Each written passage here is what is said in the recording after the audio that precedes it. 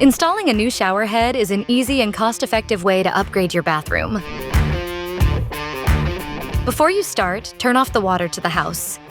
Check for rust or mineral buildup around the connection between the shower arm and the head. If needed, apply a rust remover to make the shower head easier to unscrew. First, try unscrewing the old shower head by turning it counterclockwise by hand. If needed, cover the shower arm with a towel and use pliers to remove it.